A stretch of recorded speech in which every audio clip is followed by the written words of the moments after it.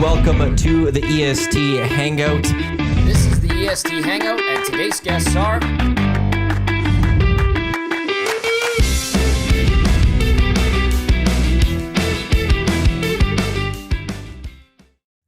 A very wonderful Thursday morning to you. Welcome to the EST Hangout presented by Sentinel Storage, live right here on Edmonton Sports Talk, your clear choice for Edmonton sports. Thank you to everyone who's tuned in across the Edmonton Sports Talk audio streams at edmontonsportstalk.com. Tune in, iHeartRadio, Apple Music. Those watching on YouTube or listening on podcast, wherever you get your podcast, we greatly appreciate it. On the show today, Jasmine and Maddie with you here on this side of the room. On that side of the room, two legends.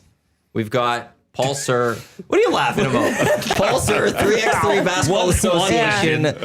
Wonderful man. He is here, also a wonderful man. Chief Meteorologist of CTV, Josh Classen. Gentlemen, thank you very much for coming in. We appreciate it. Glad to be here. Yeah, no, happy to be here. Although to share with the audience, Paul just asked me, so, like, why are you here? True story. The phrase, it could have been phrased a little more delicately. Once a month they have me in just to talk about weather. I apologize, Josh. I was not. I was curious, but the phraseology got away from me a little bit.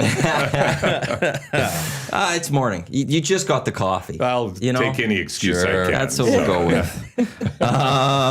So, Josh, why are you here? Hey, big Knicks win. First of 72. We're going for 73 wins this year.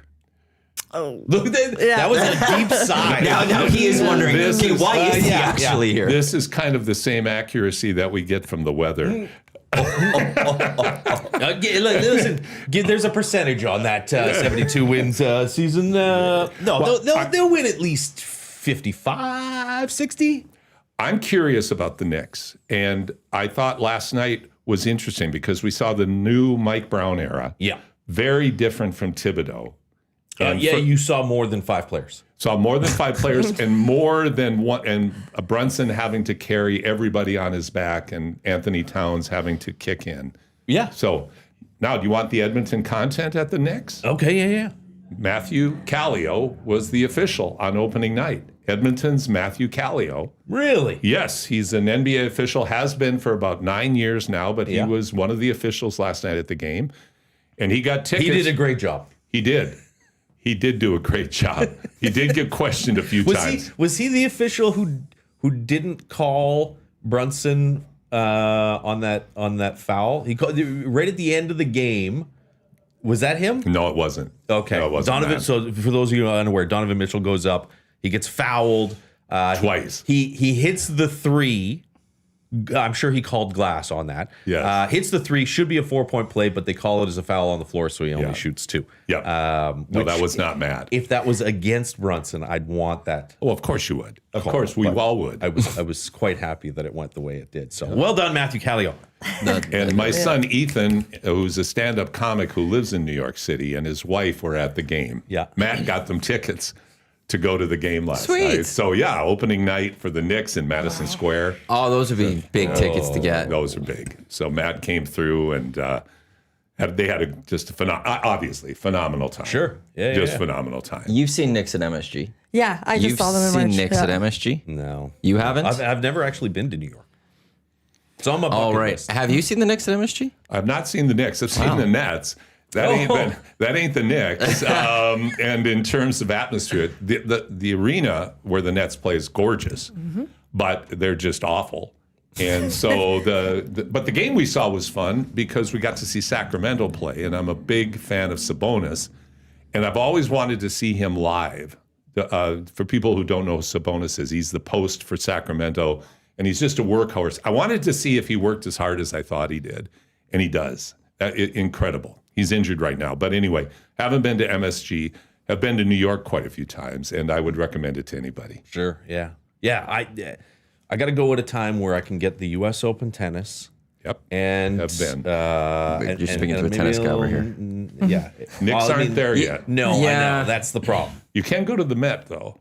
You can go to the Metropolitan Opera if you're so inclined. All right, okay. My wife takes me there. So. It's a very big difference from... We had multicultural. Yeah, absolutely. I might go see the Mets. The Mets are great. Maybe not the Met. Or the Met Gala. We've been to the U.S. Open many times, Yeah. and it's worth it. It's worth the trip. Okay. It All right. really is. All right. That's all you hear is that the U.S. Open is just a fun time, and my it's gosh. one to go to. Well, it really is. Like we go to Indian Wells as well, and that's great in and of itself. But it's New York City with tennis, Right. and it's just such You get the an night matches. Oh yeah, and courtside to watch Djokovic and at the time Right. Federer. Watch all these guys practice at courtside is just an unbelievable experience. So you can do just wander around the grounds. You just get a grounds pass. Is that what you do? Well, they have a fan day before the Open starts, and you go. You have to buy a ticket, but Yeah. you go into the grounds and you can go and watch the players practice. Occasionally they'll have a closed practice for the biggest names, Right. But like I said, we've seen Djokovic, Nadal, Federer, Serena, all of the best players practicing courtside, Right. And so yeah, you can do that. And then when they have their hits, they've got practice courts. You can go and watch them there. So it's unlike anything else. It's unbelievable. Have you had the honeydew drink? I have not. That U.S. Open famous drink? I have not. I have not. So it looks delicious, but no, I haven't partaken. Pat Ketty from the Burros was there this year, and he and his buddies had a lot of those. The honey deuces? Yes, yes. I think the picture of them, they had like 20 glasses or Oh something my overall goodness. between the two. $1,000? Yeah, yeah. Well, you're there. You just experience it. And I guess when you have a couple honeydews, you Did you do go the for honey it. deuce? Don't you get a commemorative glass? Yeah, he had a picture You of a did? whole bunch of those glasses. Yeah. Oh, he got a whole bunch of them. Yeah. Oh, Pat. I got to roll with different people, you know? I need to roll with a guy like Pat. Oh, Patty's a guy you want to roll with. Yeah. What, he's off to Vegas right away here. He's going to LA. Patty's always got something going on. So yeah, he was at the US Open because he has family out in New York. So Right. he was out there, and he's also Yeah, he's a big Jets fan. So apologies to your New York How's that Jets. going? Yeah, it's, Same as every other year. every other year. My gosh, consistency of culture. So, it's so bad that I kind of hope they trade Brees Hall. Just because I like Brees so much. You don't that I want him would to suffer? Him, yeah, just go. And you're not going to win anytime soon. You're going to waste his best years. You're going to waste Garrett Wilson's best years. You're going to waste Sauce's best years. Just get rid of them. Just move on. What do you think of the importance of culture? Like, why can't the Jets? I don't think it's culture. Just management, Woody ownership? Johnson's terrible, but they just don't have a quarterback, and they've never had a quarterback. And I think quarterback solves all those culture problems. But how does a couple of organizations just never find a quarterback? Even for just a few years. Like how do you go this, like it's been since Mark Sanchez. And I'm going to say since Mark Sanchez, because he at least took him to two AFC the championship Browns games. have never been able to I know. find a quarterback. That's the thing. There's Even the why- Colts, though. Why do a couple And now they teams have one. not find them? Yeah. But they had Peyton for a long time. Yeah, but then after that, it was like a quarterback graveyard with But all it wasn't these for as oldies. long as like the Jets, or the Browns go longer. I just don't understand how you can't find a quarterback. one for a 3-year period. That's good enough. In all these times, with all these number one you had picks, Mark Sanchez, all these that was quarterbacks you just come good in. enough. That's back in 05, 06. Oh no, I know. And like, how sad is it that Mark Sanchez is like, well, he was one of our better quarterbacks. Mark Sanchez was not a great quarterback. No, they ran a great offense around Mark Sanchez. They had a great and they defense. had a dominant defense. And they didn't, and they handed the ball off Rex well. Ryan was a good coach. Built a nice passing game, so he didn't have to do too much. Yeah. But if you look at organizations across, Do you think culture is a thing? oh, it's very real in my mind, and it starts up at the ownership level. Right. And I think oftentimes in pro sports, that's the crux of it is ownership and management have tendencies to repeat mistakes. And that's why certain teams can't find a quarterback, in my opinion. And I'm not a diehard, super detailed NFL guy. I'm a casual fan. But I can certainly relate it to basketball. Right. Well, that was a problem with the Knicks for up until this current regime, right? 100%. It took something extraordinary for them to break out of that pattern of bad decision making, Right. And looking for band-aids. And oftentimes they make impulsive decisions that are expensive and that are sort of based in desperation to try to turn things around quickly. Yeah. But now what you're seeing is, I think, more of an emphasis on culture and a slow build. using OKC kind of as the model, the consummate model, build through the draft, strategic trades, Right. as opposed to go out and grab a superstar and say, do the big three like they did in Miami. Yeah. That seems to be waning in terms of looking for those kind of The solutions. Heat are always the team, though, that everybody's like, culture. Yeah. Heat culture. But it's not doing any, Now any Ontario's favors. here. It's not doing them any favors right now. Yeah, right. Yeah. Or the last couple of seasons. Great culture by Rozier. But yes. But then this goes to like that. It's Pat Riley. That's why there's that culture there, right? That's why there's that San Antonio belief is there Spurs. with Pop. Yeah, For they're all those willing years, to there was- they're right. willing to fight through bad years to maintain something that they consider to be foundational to their organization, and they're not willing to make desperate changes at the coaching and GM level in order to fix things. Right. Yeah, I think culture is a thing. A new manager went to Real Madrid, who's one of the biggest clubs in the world, and he says culture's not good there for him. Like, he needs to fix things. There's too many bad habits that have crept in, and that's because the culture prior wasn't strong enough. And so now he's trying to fix those things, and I think that there is something to that. It's also the You got to have good players. good players, but also I'll go a step above that. Superstars can get past They that. can Yeah. fix a lot of problems. There's no doubt about it. Make a happy culture. It's still one of those. You also need the right coaches, and like for NFL, Absolutely. you look at some of the better franchises. They've had coaches for a long time, or they generally keep their coaches and they don't make rash decisions. Pittsburgh Steelers are that franchise. 3 coaches since like 1965.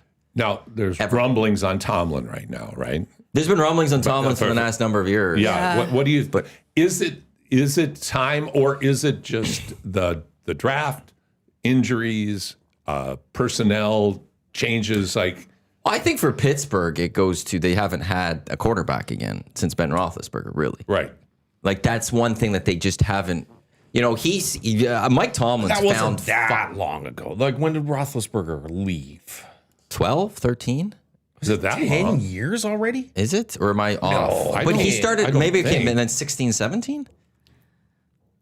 I just I mean, feel like he wasn't great. he started towards faltering. towards the end. Maybe I'm off of when he was stopped.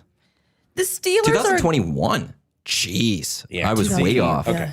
And you're so young. Like, how can you be like? That's for old guys. Yeah, like to me. forget those It's like things. only 4 years ago. Well, he became. How many games did he play in those final years? Because he got hurt a lot. Yeah. But it's not like Okay, they've gone yeah, through play a fair. decade without a quarterback. No. But but they've always made the playoffs generally, or for the most part. Yeah. But like these last few years, Mike Tomlin's records, he's gotten 500 with Trubisky and Justin Fields and Russell Wilson's. Like, and he's found a way to do that. That I will give him the benefit of the doubt that his record's only going to take him so far. But then there is a time where he's been there since, I think he's 05. Or is he 06? I don't trust any of your numbers. I man. don't either now. the Steelers are still 4-2-0. They're not a bad team by any means. Aaron Rodgers is playing a good game. I'm sorry. 2007.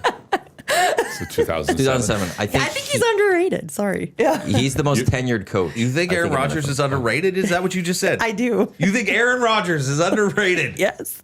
Tell me why you think he's overrated. Now, this is from a guy from the Midwest U.S. with a family of diehard Packer fans, and I'm curious. Oh no, Aaron Rodgers was great. Yeah, He might have been the most talented quarterback we've ever seen. Yes. He was Possibly. great. I hate Aaron Rodgers. Because of his lifestyle? Because he went to the New York Jets. franchise. He went to the Jets and he ruined things with the Jets. And Classen came on the Hangout 2 years ago and was like, "We're winning the division."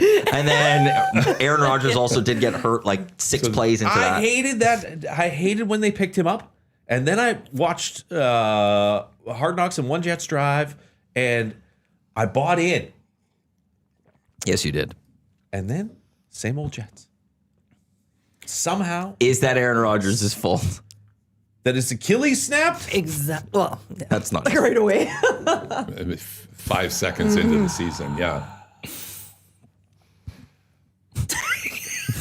There is such a thing as karma, in my opinion. Oh, And it just seems like certain franchises need an exorcism. they do. You know? Joe Namath cut a deal with the devil. Let me win this one, And this team can suck forever. Are you making this up, or did he say that? Well, I don't know that he cut a deal with the exactly devil. right. I don't know. Maybe- Explain it. Maybe he came out. Maybe he came out and be like, "Yeah, I made this deal to try to win a Super Bowl or something." Maybe it was like urban legend within Jets community. It is a bit of an urban legend within Yeah. the Jets community. That until Joe Namath passes, It's just the awful. Jets will not be good. Wow, that's great. That would be a great. That's got to be a Halloween movie at some point. We have to get really Jets into fans are hunting down Joe Namath. He's just trying to survive. the stakes are The out. most celebrated Jet ever. Well, I got you a Super Bowl. Yeah, I know. in maybe top five. At one of the what most, cost? Well, his soul and Yeah, exactly. and the soul of the organization. franchise. They just need to get rid of Woody Johnson. I think you're right. At the top, there's a cancer at the top till he goes. But then what changed with the Knicks? Because ownership was the issue for the Knicks for all these years. James Dolan was the issue for the Knicks all these years. How did they get then to this point when James Dolan is still the owner of the New York Knicks? He is the owner, but the team directly beneath him has completely changed. They brought in Rick Brunson. They brought in World Wide Wes, Leon Rose, and all of those guys now have power. And they brought in Jalen Brunson, which Critical moves helps. And you know who they brought in too? There are fixers. I think of George Clooney, Right. You know, as a fixer, and I forget the name of the movie now. Thibodeau's a fixer, but he's not somebody you're going to win a championship with, because he's going to, like you were saying, he's going to play 5 for 48.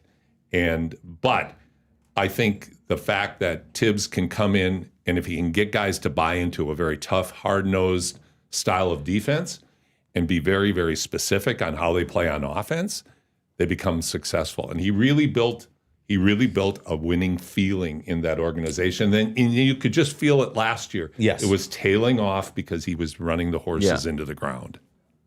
Yeah. 2 years ago, I think was a great year for Tibbs. Last year they had no choice, and Knicks fans have been calling for his head for years.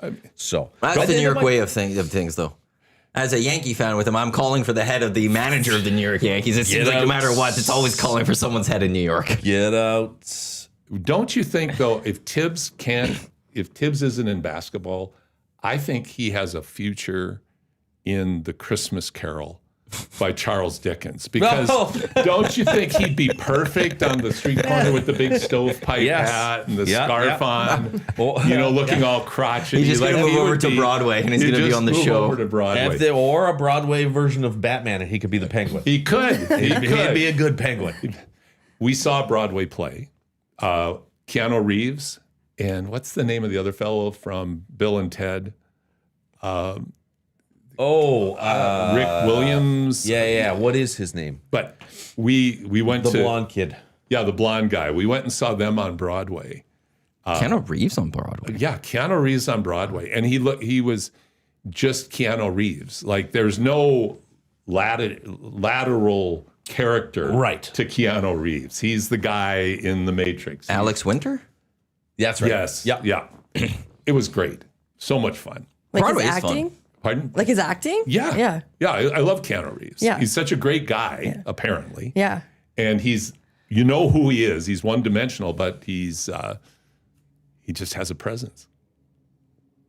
That's cool. You gotta see Keanu Reeves in a Broadway show. Yeah. I saw Hairspray. I forgot who was in it. Wasn't the guy from Cheers? George Wendt? No, it wasn't him. No, it wasn't him. Hard to see him in a dance but I number. think he did do well because it's the mum. The mum's always for the longest time was played by a guy. I forgot. Might have been the guy from Independence Day. The very scratchy voice. I can't remember movies. You don't remember Independence Day? I don't remember any movies. How do you not remember movies? Oh, That's weird. I'm terrible with movies. I misquote them constantly. That happens. Hey, we'll watch. We'll put a movie on, and we'll be half an hour in, and I'm like, have we seen this before? My wife's like, we've watched this 4 times. This is one of my favorite movies. I'm like, yeah, this does ring a bell. I always say that's outstanding because I would love to go back and watch movies for the first time again. for something. yeah. So like that'd be a wonderful thing. Also, you're not the only one that misquotes movies because one of the most famous quotes of a movie is misquoted all the time, which is Luke, I am your father. Oh, really? What is the actual quote? I believe he says, no, I am your father. Is this one of those Mandela effect things? I don't know if it's a Mandela effect. I think if you talk to any Star Wars fan, they'll know that. To a degree. That it's not, the actual saying is not Luke, I am your father. I think the line that he goes into is something happens. He goes, no, I am your father. But it has changed and people have gone out there saying, Luke, I am your father. I believe you. Do you actually still believe me even though I got that wrong earlier? I know nothing about movies, I'm telling you. Nothing. Luke, I am your father. I'm kind of like you. I never. No, I am your love that father. you admitted that, Movies? though. Yeah. Yeah. The actual line is, no, I am your father. No, I am your father. You're kind of relaxing, right? You know, it As a huge depends. Star Wars fan, I still think of it in terms of Luke. Yeah. Oh, you're a big Star Wars fan? Yeah, absolutely. Yeah. But yeah, apparently. You were a Skywalker guy over a Han Solo guy? I didn't say that. I said Star Wars. Puts the cup down. No, I did not say that one to you, Josh. I mean, my age being what it is, I remember going in 1977 to the original Star Wars opening. Really? And it was like literally, it was like what you've been waiting for. A whole new world opened up. It's kind of like the first time I think people saw Frankenstein or something that was just never seen before. And that's how Star Wars impacted me. Right. It was just an incredible experience for a film that cost $12 million to make. Yeah. Which in today's dollars would be a lot more, obviously. But look at here we are, nearly 50 years later, still obsessing over this wonderful franchise, with uneven as it is, but it changed everything about science fiction. Sure. Well, someone was saying the other day that Harry Potter is Star Wars. No way. Like of this They generation? had broken it down. No. Like the story is exactly the same. I also learned Gager was the one telling me. I think Luke you're right. Skywalker and Harry both are orphans who go to live with another family. Their aunt and uncle. And then there's the evil empire, and only Luke and Harry can fight against. Interesting. Yeah. Definitely crossover. It took a, Spaceballs was also heavily influenced by Star Wars. isn't there a new Spaceballs coming out? Yeah, there is. And Moranis is going to be in it, who has retired for a long time. He's coming out of retirement. Yeah. Is still alive? Yeah, he's retired. Long ago, he retired. Never did films again. Yeah, he wanted to spend time raising his children. Was that his choice to never do films again? His wife passed. Shrunk the Kids? Is that not what happened? Yeah, his wife passed, so And he he wanted to take care of the kids. Take care of the kids. He kind of came back into the public eye because he was walking through Central Park, and somebody inexplicably came up and punched him in the face Oh, out of nowhere. And so all of a sudden, Rick Moranis, because of this random incident, came back into the public's view. But Rick Moranis, with his Edmonton roots in your studios, That's right. like has tremendous roots with SCTV here in our city, and is one of the funniest people I think that I've ever seen. But again, I go back so far, people don't even know who SCTV is anymore. But man, oh man, I've never seen SCTV. I will say that. I feel ashamed for that one. He's 72, Rick Moranis. yeah. I remember back, Gager was the one that said that Star Wars was taken from Dune, though, in his eyes. I don't know if you've seen Dunes or read the books. Yep. That it's very much, because it came out first. I have a but son who loves Dune. I can't. Why do you say it like that? Yeah. I can't get into it. Dune is great. Dune is great. I like Dune. Yeah. Can't wait for the third one to come out. You know what? I have Hey, seen and Timothy Dune. I have seen Dune. You're right. I know. I haven't seen the Timothy Chalamet one, though. He's in both. Yes. Timothy's. Oh, you saw the old one. The old one, the original. The 84 one, which, Yeah, is brutal, I- which is brutal. Yeah, Yeah, I haven't maybe seen that that's one. why I hate Yeah, you Dune. need to see your boy Timothy Chalamet. Knicks fan. Yeah. Big basketball fan. Yeah. You should know get what? on board with him. Yeah. All right. He was there at all those Knicks games through the playoffs. Well, because and he's a legit fan. He grew up. He was like that Jets kid. I was born into this. Well, the great thing is you'll be able to watch it and then forget about it, and then you get to watch it again. So It's true. And you know, It's true. The best part of that too is if it was so terrible, you could also just forget about it so easily. Like, whatever. Yeah, I don't honestly remember anything about it other than it being terrible. Okay. Maybe it was, maybe it wasn't. Maybe it was fine. I wouldn't say go watch that one. I would make the argument go watch the new Dunes, the Timothy Chalamet Zendaya ones. It's worth it. I love them. They got me. I got hooked on them. But here's the problem for me. Sorry, Jess. No, go ahead.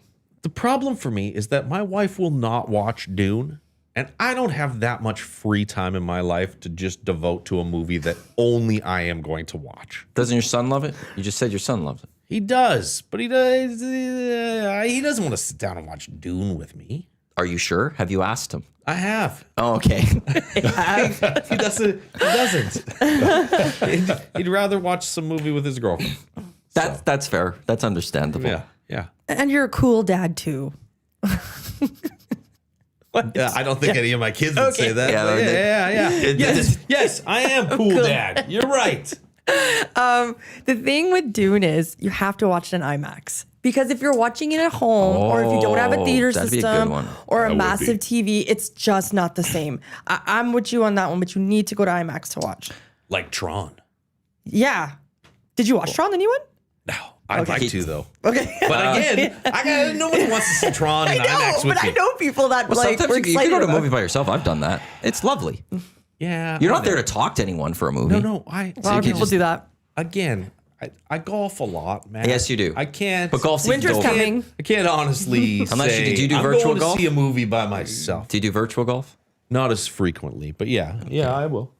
The Edmonton Space and Science Center does a good job of pulling out some movies and airing That's them. where This summer, Tron's at Telus World Science right now. is it? This summer they did Dune. They brought both Dunes for a weekend. They often bring back Interstellar, which is a movie that if you've never seen it, I proper, have, but go I don't see that one remember any of proper. it. I don't remember Interstellar at all. That's a long movie. Sometimes the movies get too long too. You're just like, I loathed Interstellar. Do you? I just loathed it. I just hated the plot. I don't remember. I just watched it and went, this is too, it's not for me. That's one of my favorite no movies. stars. Is that right? Oh, I love the music. I'm a huge Christopher Nolan fan.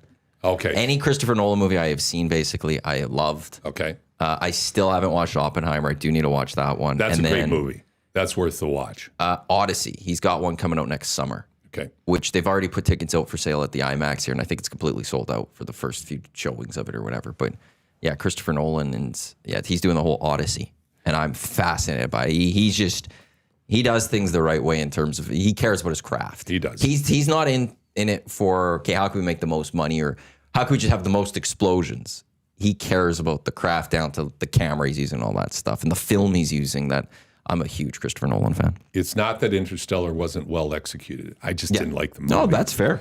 My solution on the relationship side of movie going or series watching, like Yes. my wonderful wife of 44 years does not like gratuitous violence. Right. But You, like, on the other hand, on the other hand, so I and certain dark series, so I download and when we fly, I binge. all right. So I got Reacher, and we flew recently out to New York, so we had some good stuff. So I watched Reacher. I just binged it and watched the whole series back and forth. So that's my workaround because that's not bad. I could do that on the treadmill, I guess. Right? Like Yeah. I could watch some of those shows. yeah, the gaps, finding the gaps where you can Yes. you're in your individual space anyway. All right.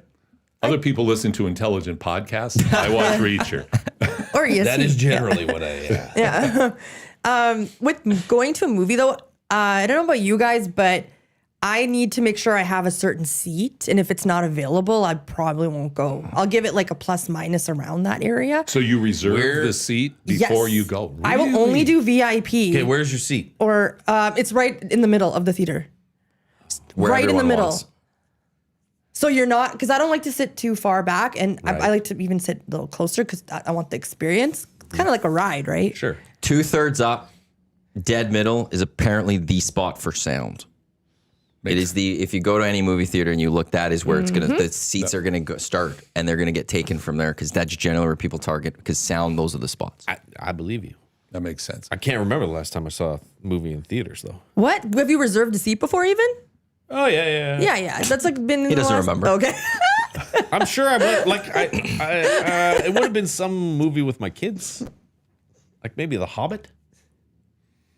Yeah, something like that was like the last time. That's a long time ago. Was it The Hobbit where he like goes on he's in his house and then he goes on the big long journey, or is that one of the Lord of the Rings one? Well, it's the Hobbit. Bilbo Baggins. He's in it, but for like the He first, goes off on for the- the like, they're first both- half but that hour happened in of the both of movie. The first half hour of the movie, he's just in his little hobbit hole, right? Is that the one? And so my youngest kid, looks at me about half an hour into the movie. I remember this more than the movie, and he looks at me. And he's like, "How long till we could go?" I'm like, it hasn't even started. He's got to go on a whole journey. He's still just in his house. Settle in. You know, We got 2.5 more hours of this. Roger Ebert passed away a number of years ago, and they're looking for a replacement for movie reviews, Josh. So I think you should fill the chair. Yeah, I don't think that's my so next funny. calling. So I'm trying to remember because I've only watched The Hobbits once. I've seen Lord of the Rings many times. Lord of the Rings, they go on like so. This guy, like Bilbo Doesn't Baggins really matter. It leaves. doesn't matter. It Well, he doesn't. leaves kind of more joyously, almost like happy. Whereas the other ones are leaving because they have a mission. They're here to destroy a ring, and they know that. I'm assuming then you would, and based on your son's it was The age, it Hobbit. would have been The Hobbit that you would have saw. Then it would have It's been a Bilbo bad Baggins. choice. It was a Lord of the Rings, bad fantastic. choice. Watch those. Don't you think the Lord of the Rings, your age, wasn't that to me was another one of those Star Wars moments. That opening battle scene in the first Lord of the Rings was something we'd never seen before. And it was like, wow, this is a whole new world of storytelling that Peter Jackson started with the first Lord of the Rings. It's been uneven since then, Yes. but I thought that opening sequence and that first movie was groundbreaking.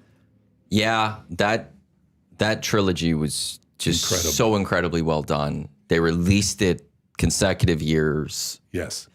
and it still holds up so perfectly. Yeah. Like those are perfect movies almost. They are. We went with there's our whole very family. few. That was very, very fond memories. Like, you know, when you have a special time, and went with all of our sons who were all teenagers. So it was a perfect age for them to enjoy it. And it was just one of those sort of magical nights that you have. Oh yeah, I fell in love with Lord of the Rings with those movies. Yeah. Have you seen Lord of the Rings at least? Yeah, we binged it over Christmas one. That sounds year lovely. When our kids were, yeah. We have them all on DVD. Don't remember when you were describing that opening scene. I'm like, I don't know what you're talking about. I don't know what happened to that opening scene. Do you remember how it ended? It must have been. Well, I kind of know the story. Okay, well, just as long as you kind of remember that they do destroy the ring. They do at the end. Actually, it ends up in a jewelry store on 42nd Street in New York. They've got the one ring for everyone to get. Caster 1990, 100% agree in all caps. The opening battle of Lord of the Rings was epic. Have you seen one battle after another with Leonardo DiCaprio, his new movie? Good?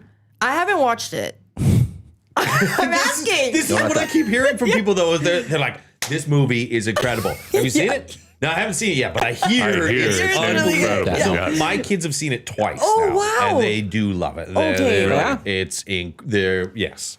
It does seem like a movie I would want to watch, but I'll And wait try till- to remember, but I'll you wait till probably it's- won't remember. I'll wait till it's on TV. But Yeah, you're like, oh, me too. I don't need to see that in theaters. COVID sucked the life out of going to theaters for me. And I've gotten so used to waiting at home Yes. to just watch. The movie experience lost a lot of its magic for me. Right. And so You were a big movie goer before. yeah, before, absolutely. We would go very frequently. Really? And now don't. Haven't been to a movie in many years. Yeah. Oh. Yeah. I went this past summer. The one thing, like, and just like anything else, though, it's just like concession items are just so expensive. You just have to bring your own snacks. That's well, you always did. Oh, yeah. Type thing. You're always hearing like, shh, but in the it's- theater and stuff. That's I my don't know. kids. Yeah, I Like, still don't. my kids are like, we're going to Dollarama before we go to the theater. Yeah. Gotta We'll smuggle it in. Yeah. The Everybody. one thing I will say is I am getting tired of the is there or isn't there scenes in the credits? Oh, Do I have to stay do I till have the very wait end to see for the something at Easter the end? eggs? I did see a movie theater, a picture online somewhere where they actually told you as you're going in, they're like, this movie, beginning credit, like middle one, or there's one at the end. So you knew if you have to sit or not. I'm getting tired of like, because now I don't want to ever leave now a movie until all the credits are done. Because I'm like, well, there's going to be something possibly. And half the time there is something. Are you the only one there? No. Oh, is that right? There's You can a tell the lot, cleaners. A lot of people. Yeah. So A lot of now people it's a stick thing. around. It's a thing. There's quite a Okay. few people that will stick around and they stand there because you're just like, well, is there going to be this Isn't end that of... just certain like just superhero movies? Yeah, right. No. Like Marvel and stuff, right? It happens in other things too still. Are you Really? guys- Like Yeah. Oppenheimer had like a I don't know about secret that one. scene at the end. This wasn't quite long enough. That's cool. Here's some more credits and- after the credits. But there's even actual. I went to go watch. There's a documentary of Tom Petty that was aired once ever on MTV back in like the 80s. And there was this lost doc, and they brought it out like a year ago. So I went to go see it, and there was actually some little credits at the end. They're like they added some things of extra. How was film. it? I'm a I big really- Tom Petty fan. I really enjoyed it. It was nice. There wasn't anything too groundbreaking that you learned with it, but it was cool just seeing him do their craft, and it's just a documentary from the 80s that came out. Dave Jameson told me about it. I'll share a real quick experience again, showing my age. I spent the summer in Chicago in 1974 playing basketball. That's a story in and of itself. But pardon? No, I was in college. I would believe it. I was in college. I was playing college basketball. I had a miserable second year. So I had a college teammate from Chicago. I said, I want to come. I want to go to the playgrounds. And I want to learn how to toughen up. I'm from a small town in Iowa. Okay. And my teammates were all from Chicago, and they were kicking my butt. So I went there and had a marvelous, marvelous, life-changing summer. But one night we went to a documentary which was way ahead of its time, called Ladies and Gentlemen, the Rolling Stones. So it was a Rolling Stones concert at a movie theater, which you just didn't do then.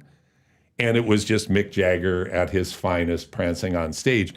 The problem was I sat like kind of front row in front of this massive wall of speakers. And I literally could not hear for about 4 days after that. But it was fantastic. Again, just one of those, wow, you can do this now. Yes. It was very, very cool. And back then, like the science behind like decimals and like standing in front of a speaker probably there, were. there like, was no science. Yeah, there there's no was science. Go right from here to they had a special on hearing aid clinics. Okay, so there. Paul, I'm sure that other people have heard the story, but I have. So how do you end up? You grew up in Iowa. Yes. You played college ball in Chicago, Minnesota. In Minnesota. Yeah. Okay, how do you end up in Edmonton? I married an Edmontonian. Who was in the States at the time, going to school, or No, I will share a deeply personal story because don't it's have kind to, but- no, it's kind of fun. I think it's kind of funny. I went to college in Minnesota. After college, I went and played professionally in Belgium. And when I came back, I was teaching. I was a teacher, social studies teacher and coach. And so a teammate of mine and his wife came over. I had the summer off. So we decided we were going to go on a Western drive through the U.S. okay, So we drove out and we spent one night in Las Vegas. I loathed Las Vegas. But I met my wife at a swimming pool in Las Vegas. And we talked, started a long distance relationship, eventually, obviously, got married, lived in the Twin Cities for about 6 years. And then I was in the art gallery business. And I took a job in Toronto. you went from being a social studies teacher to the art gallery business. You need to write a book. Yeah, The book Someone would needs to be make a movie about this. I watched this movie. mosaic. It's fascinating. The mosaic of makes absolutely no sense what you're about to read. That would kind of be the title of it. But so we went to Toronto for a year, but we had 2 children, had 1 son born in Toronto. Here's another story. This is, can you believe my wife has stuck with me? We moved to Toronto, and the day we got there was the only doctor's strike ever in the history of Canada took place in Toronto. perfect. It was. timing. And she was 8.5 months pregnant. So we had to take the LRT down to Women's College Hospital to have our son Sam's birth. And after a year there, we just said, no, this isn't going to work. So we bought a gallery and moved to Edmonton in 1987. And that's why we came here, because her family was from here. She went to Bonnie Doon High School. So you bought an art gallery in Edmonton? Yes. Oh. Yeah. Wow. And, yeah. So we came here and I was in that business for almost 20 years. And then we opened a gallery in the Mall of America because the goal was to move back to the U.S. and be close to my family.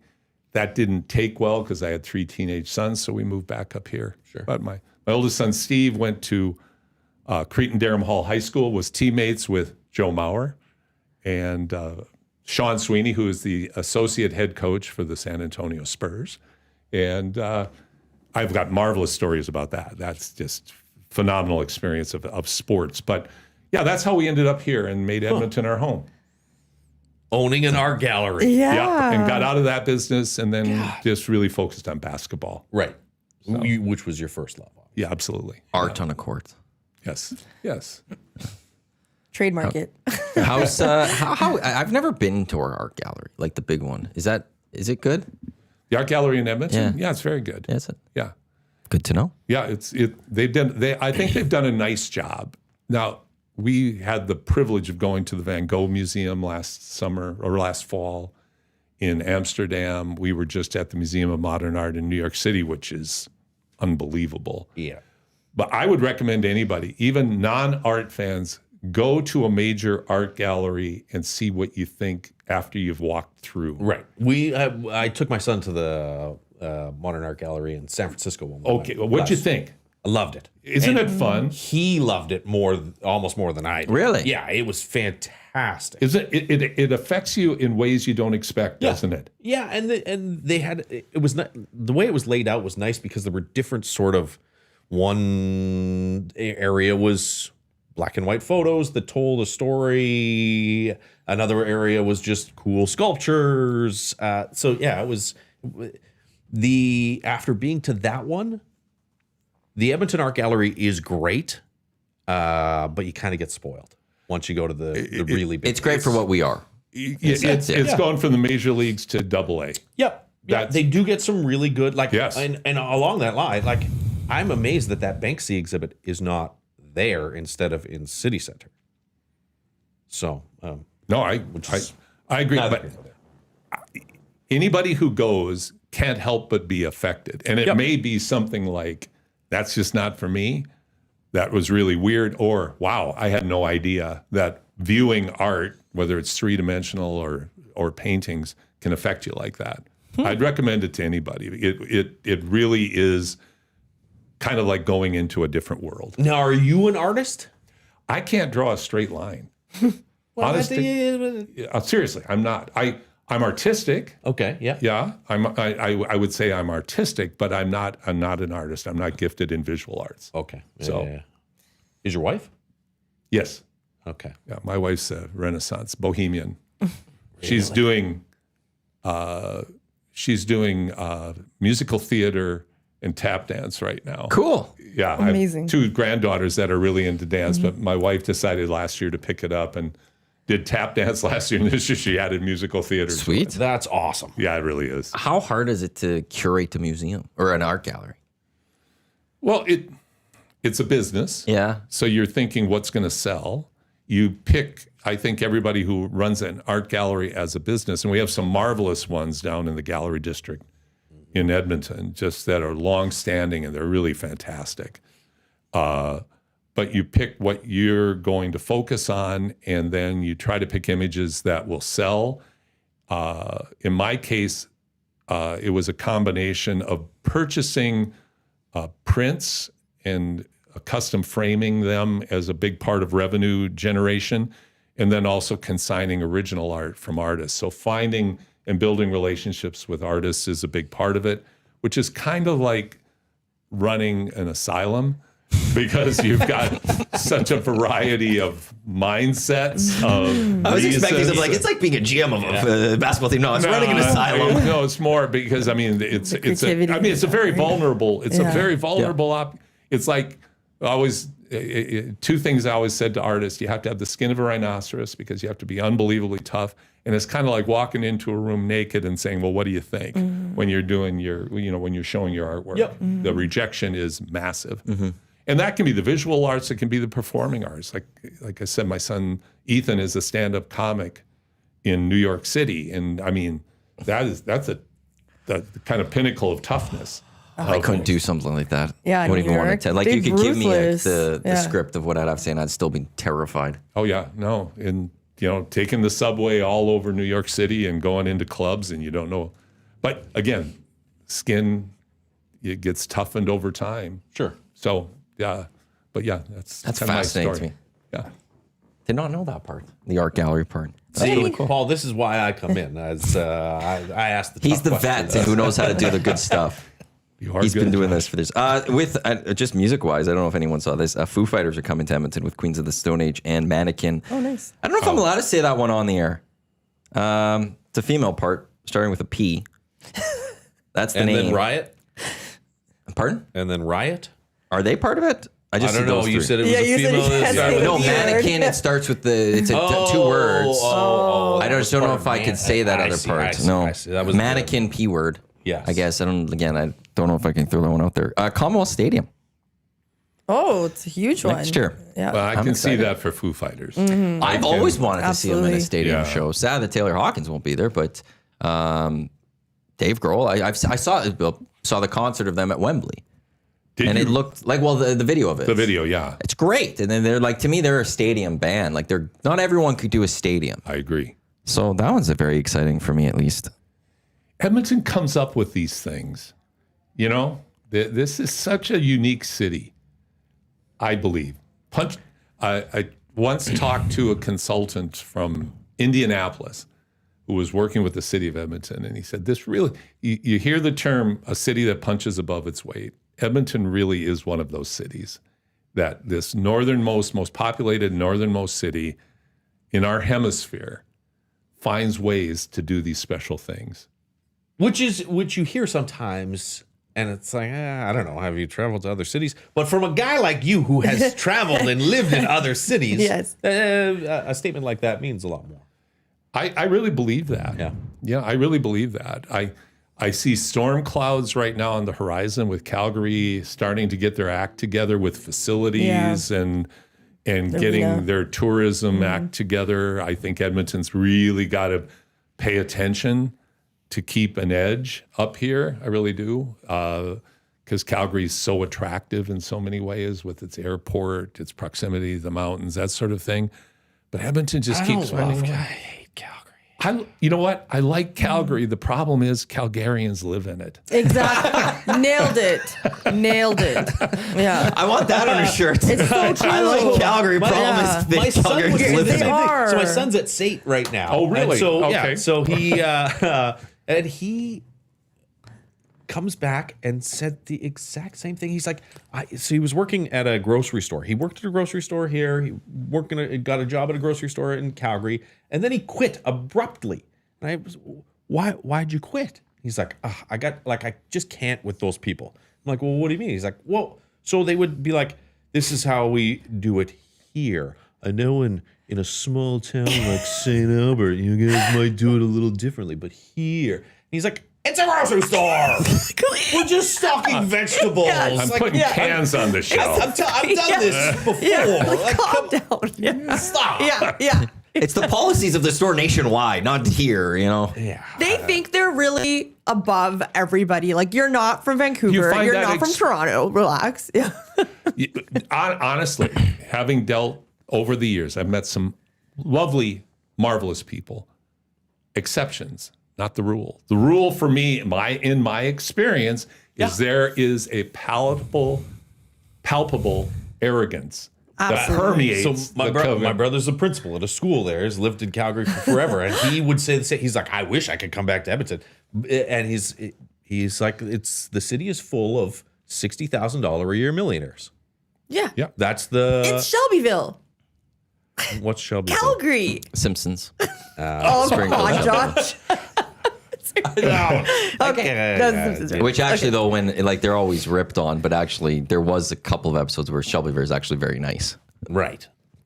You know what? I'm sure Calgary is quite nice. Every time I've been there, their downtown is a dump. Which is stunning to me because they used to have a nice downtown. And I remember talking back with JMO and stuff. We were talking about the arena debate in Calgary at one point, and I'm like, they don't need their downtown revitalized. And people are messaging me like, no, they do.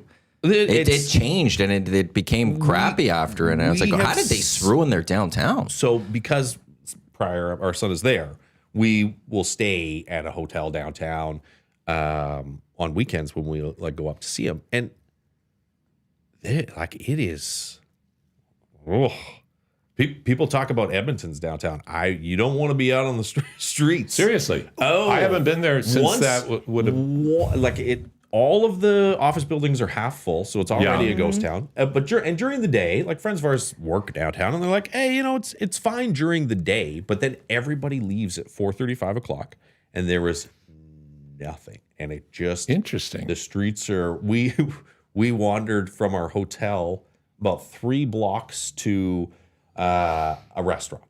I'm gonna go have dinner, and like an Uber driver stopped us halfway and was like, "Do you guys want to ride? You probably shouldn't be out walking around right now." No way. I was like, really? When was this? Like how long ago?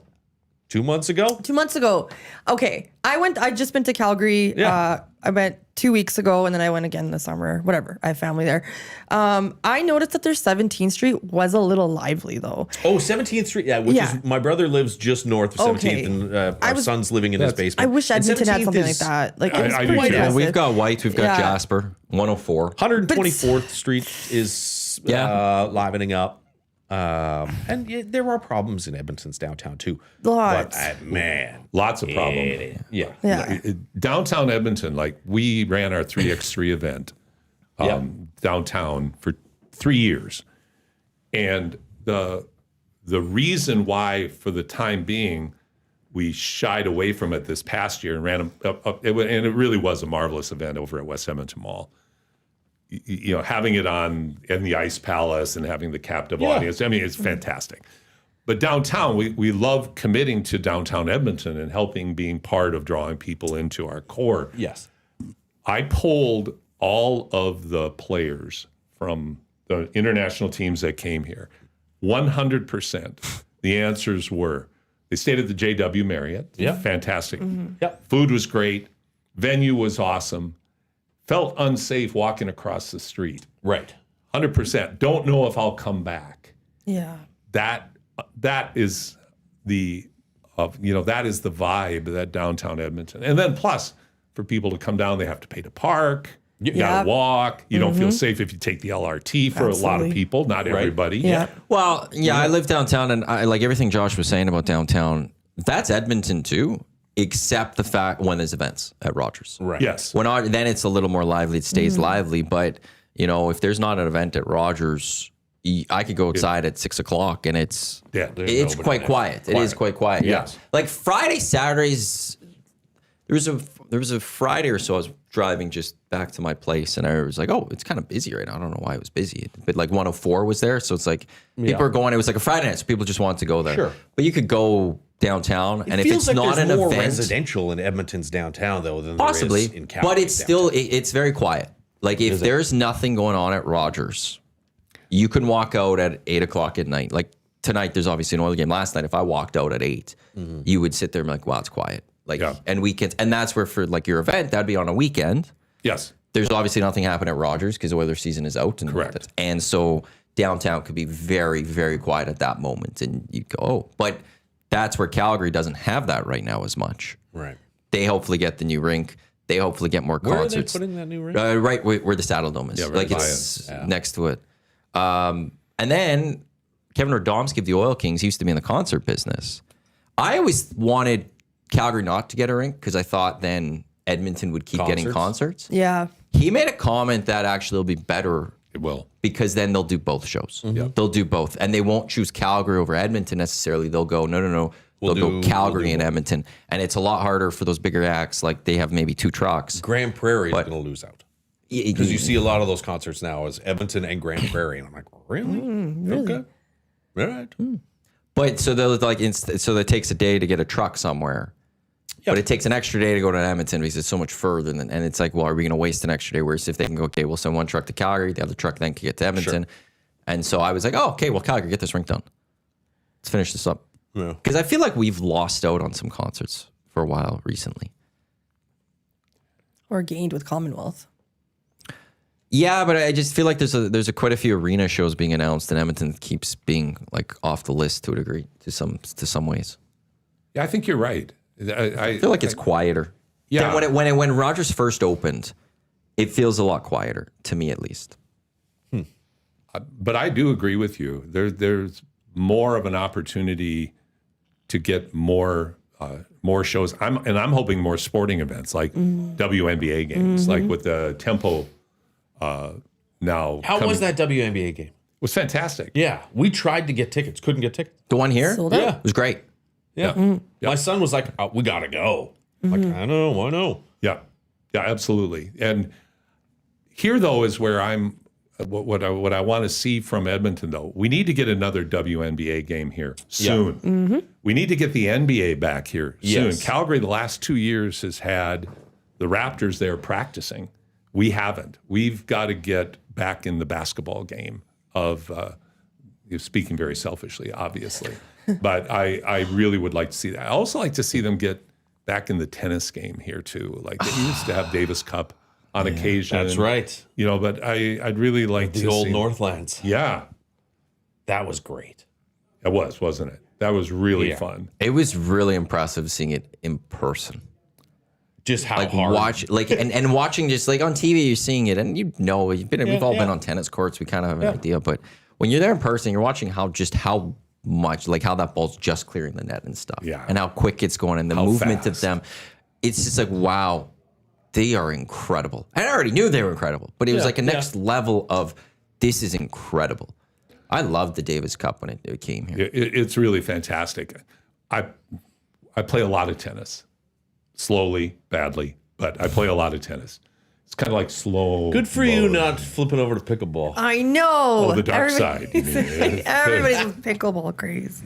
I play pickleball on occasion. Sure. I know it's the fastest growing sport in the world. To all your listeners who are pickleball fans, it's a annoying sport, and it's fun in a way, but I can't get over the wiffle ball sound. Right. It's weird. The wiffle ball Yeah, sound. when I've thrown it on TV or something like this, I can't get behind this just because the sound's off. I don't like it. Oh, it's not a good TV sport. No, It looks for that sound and all that. It's the just sound, and it's not that fun of a sport to watch on TV compared to tennis, from my vantage point. And I'm a huge tennis fan, but the pickleball, you're up at the net and you're doing these little shots over the net. Are you a pickleball guy? No, no. I'm a tennis guy, but again, my wife, she is totally against pickleball. The only reason I would play pickleball is because then we could actually play that together. Because she's like, no, let's go play tennis. I'm like, yeah, that's not really tennis with you though, babe. Like, you're not good enough to play tennis. Like, we can't even really rally. So that's why I would like for her to get into pickleball, and then I would play. You can't get her into golf? That's a harder sport. The problem with her in golf. Yeah, but he loves his she golf, loves golf. and She he loves goes golf. out. The problem with her. The only golf reason he's here today is his getting- text to me was, I could do this only because I can't find a tee time. Which I 100% accept, Well, you and I must agree feel with. special right For now. that one, I've been in issues. I agree with that sentiment. Yeah, it's the end of the season. You got to get as many rounds in as you can. No, she doesn't like being paired up with strangers. And we had a couple friend that we would golf with, and then they got divorced, and then Then it got awkward. Now we don't have another couple friends. Yeah. That's fair. I have to tout my wife.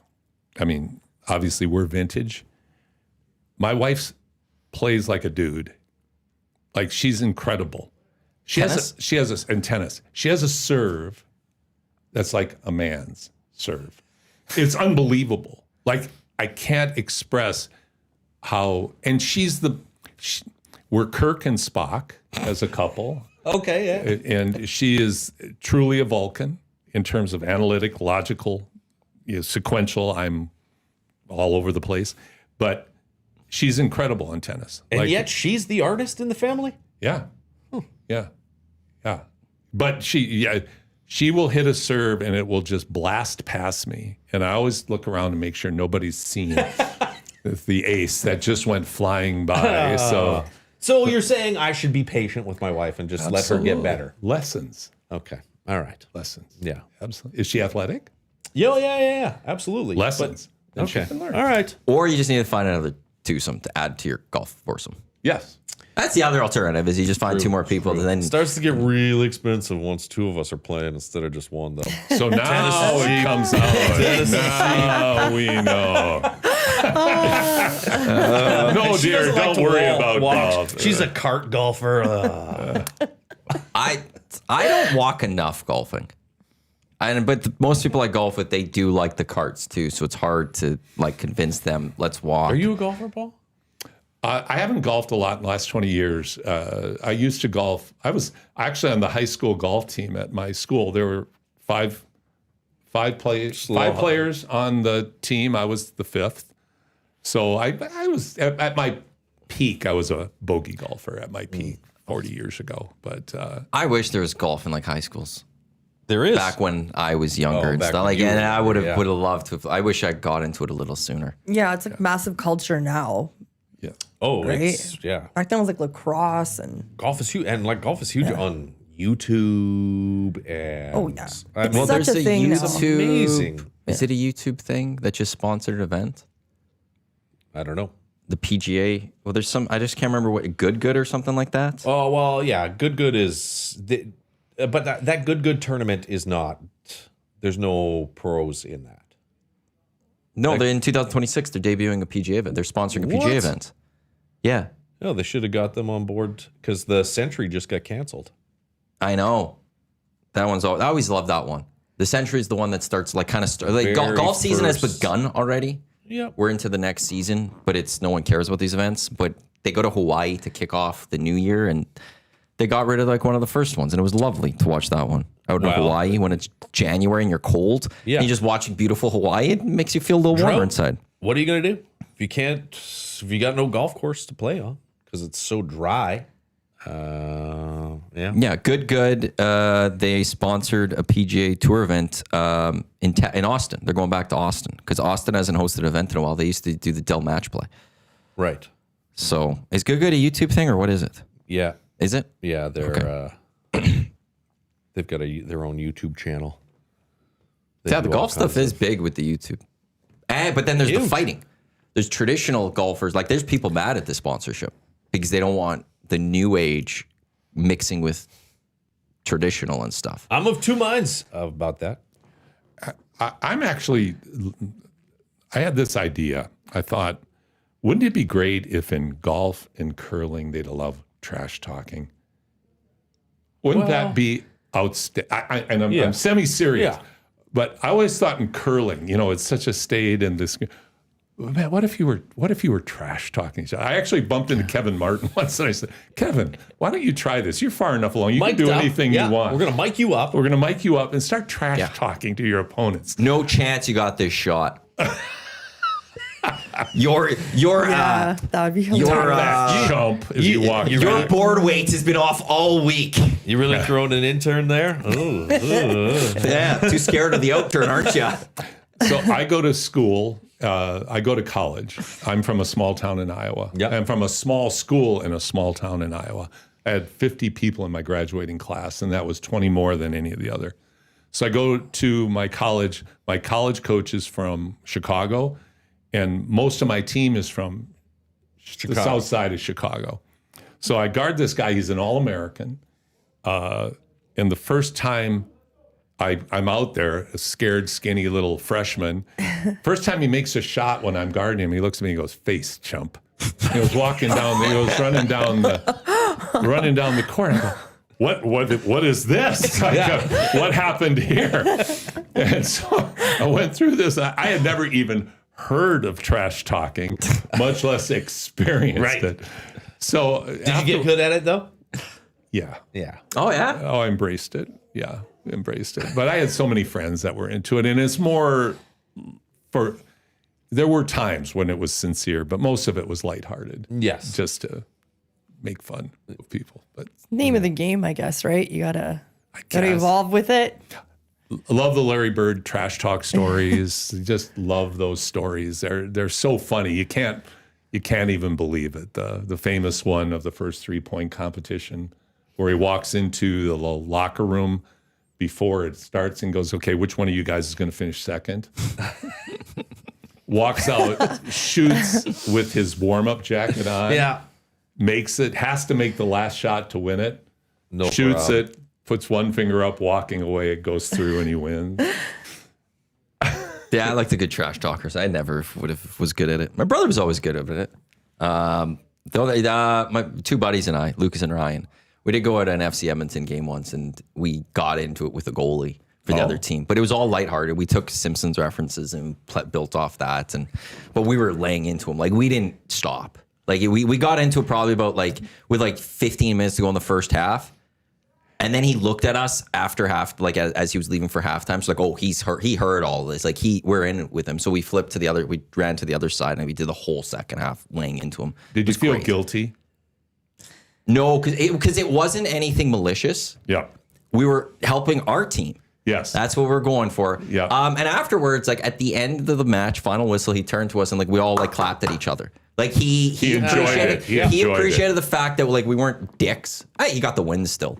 So I think that helped too. But Of course, it takes the edge off. we didn't go anything malicious. We didn't cross a line. We just didn't stop. Yep. And we were going at him with Simpsons reference, and it's about spaghetti and having too many servings of spaghetti. And we just didn't let go of this one. And FC almost had a comeback. But no, I would have, even if he walked away unhappy, I would have been fine with it because we tried to help our team. Yeah. Right. I talk a lot of trash, so I don't even know how to not talk trash. Like yesterday, Dusty was like, "Nice dress," and I'm like, "Yeah, nice shirt, farmer." And then I apologized to him today because it hurt his feelings. And I'm like, "I'm sorry, I'm just a product of my environment." Like I work with old guys everywhere. Yeah, you know, yeah. I'm like Brad Marchand, he's like Shaq, so I'm just like small and mighty. Like I need to defend myself for no reason. I don't know.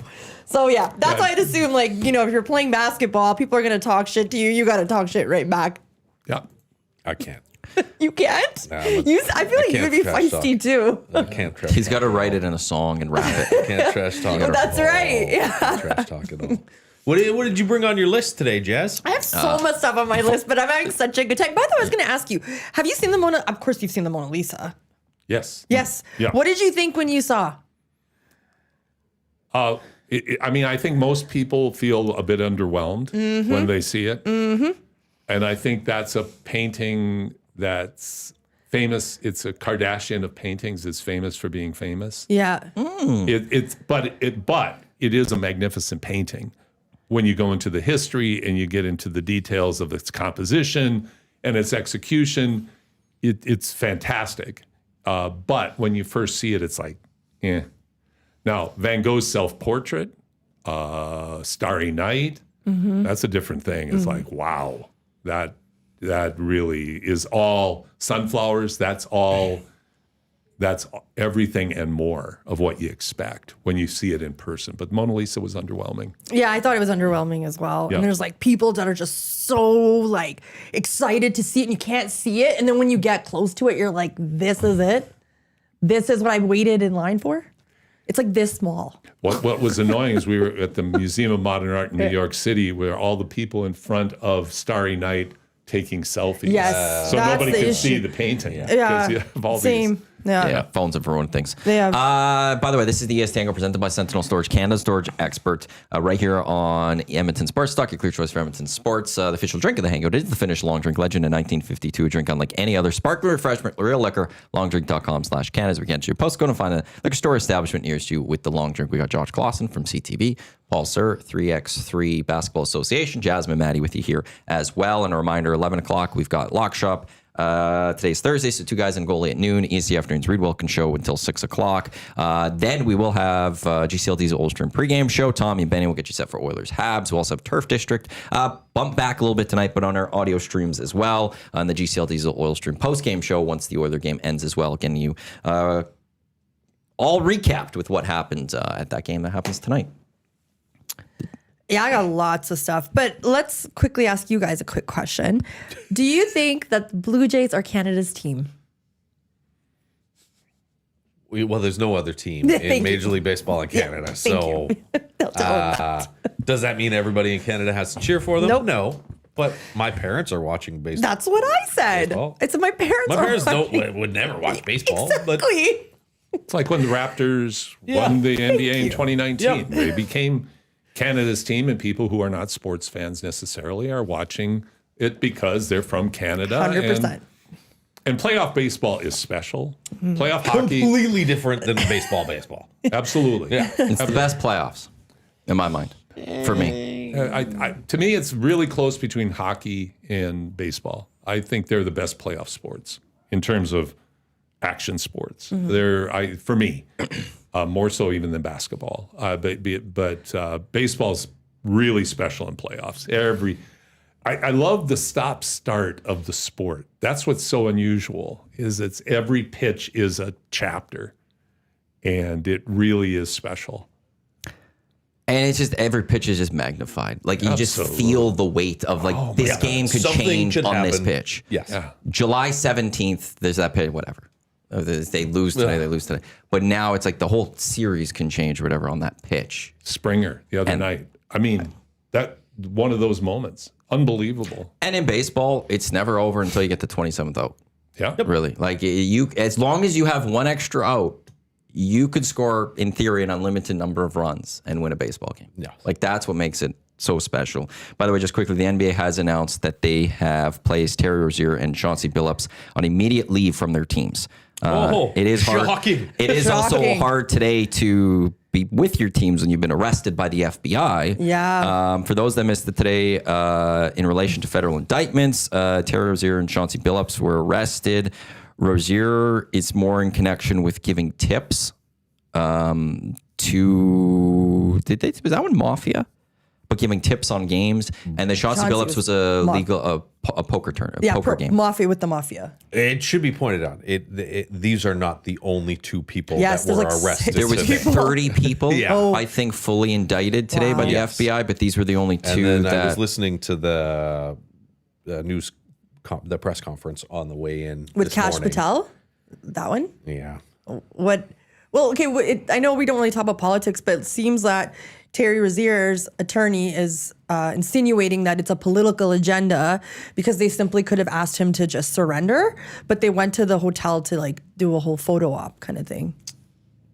Yeah. I mean, That's And how, he's denied. But that's kind of been, over the last 5 years, become the way that events like this that could be you got a handled. big name. Yeah. yeah, that to Yeah. me even goes a little longer. Even if you get the big name, you want the little bit of the photo ops with those things. Yeah. But there were they got some high, apparently quite high ranking. Well, 31 members defendants. of the members of the five families. Seriously. Wow. Wow. Yeah.